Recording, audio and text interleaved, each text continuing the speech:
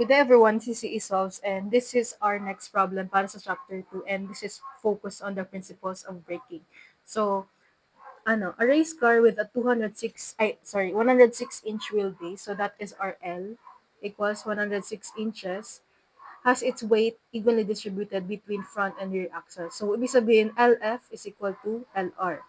Tapos, at 150 miles per hour, so V1 is equal to 150 miles per hour on the racetrack with mu is equal to 1.0. The optimal brake force is 67.32 sa front brake. So, that is our PBF sa front. So, that is 67.32%. A new racing tire generates mu is equal to, new tire, mu is equal to 1.2. Tapos, at 150 miles per hour, what percentage of braking force should now be allocated to the front to achieve optimal braking? So, ang required natin dito, at mu equals 1.2 or coefficient of adhesion, ano daw yung new, natin, percentage sa braking force sa front axle. So, that is our unknown. So, here is our 1, tapos represent na lang natin siya by 2. So, ito yung hinahanap natin sa problem natin. So, ano ba ang formula niyan for PBFF? So, that is this one. So, copy na lang natin siya.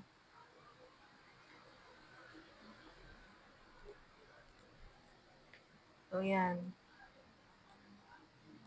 Tapos, since meron ditong BFR sub F over R max, copy na lang natin itong formula na to.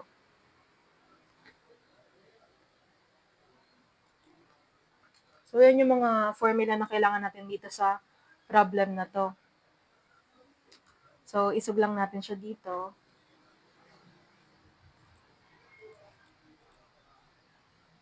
Wait. Ayan. Yan yung equations na kailangan natin. First na muna natin gawin is i-convert na muna natin itong mga values na to. So, 106 inches to meters, inches. That is 2.6924 meters. Tapos, LF is equal to LR. Hanapin na muna natin yung LF at LR. So, L is equal to LF plus LR. Pero since equal lang naman tong dalawa, we can represent LR as LF. So, LF plus LF, that is L. So, L is equal to 2LF. So, L, that is 2.6924 is equal to 2LF.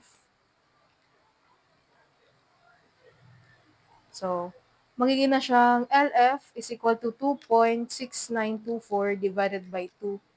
That is 1.3462 meters. So, sulat natin LF equals LR equals 1.3462 meters. Tapos, 150 miles per hour, 150 times 1609.344 divided by 36. That is 67.056 meters per second. Okay, na-convert na natin lahat ng kailangan nating i-convert. So, ito yung formulas na gamitin natin sa problem na to. So, FRL, solve natin yung FRL natin. 0.01 times 1 plus V natin is 67.056 all over 44.73. So that is 0.01 times 1 plus 67.056 all over 44.73. That is 0.025. So that is our FRL. So erase na muna natin to. Tapos isugin na lang natin. So that is our FRL. So una muna natin gawin is hindi natin yung alam yung height dito. So hindi tayo pwede mag-proceed na ito yung gagamitin nating formula. So since unknown I mean known to, tapos ito unknown, ito muna yung unahin nating substitutean ng values. So at mu is equal to 1.0, PBFF is given dito, 67.32% is equal to 100 minus 100 over 1 plus BFR F over R max. So, substitute natin yung values. BFR would be equal to R F over R max would be equal to 2.05, okay, 2.06 na lang.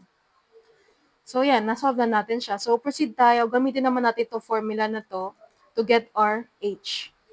So, yan. BFR max is 2.06 equal to LR natin is 1.3462 462 plus H natin, that is our unknown. Mu natin is 1 plus FRL of 0.025 all over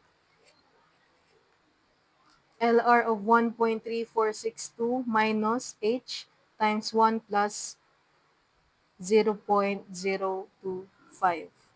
So, calculate natin yung H natin. So, H would be equal to 0.454,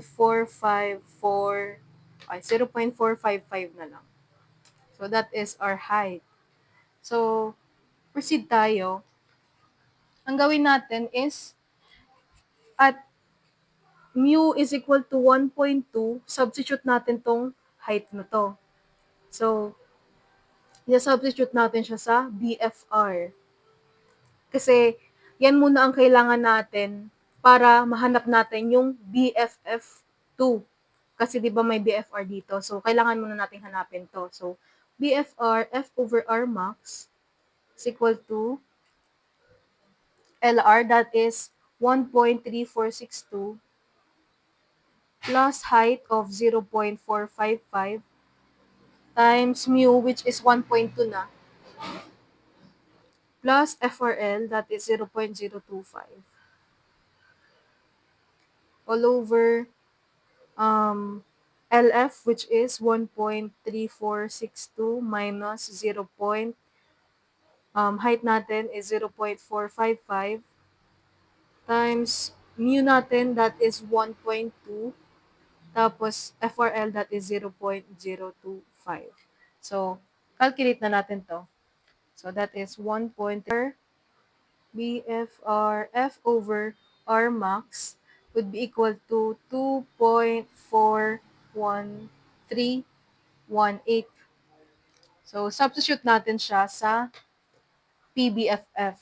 So, para makuha na natin yung, para makuha na natin yung PBFF2 kapag mu is equal to 1.2. So, PBFF2 is equal to 100 minus 100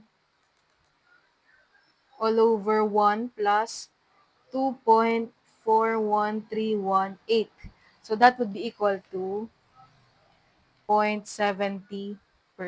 So, that is our percentage of the braking force sa front axle natin kapag coefficient road of adhesion natin is 1.2. So, yan na yung final answer.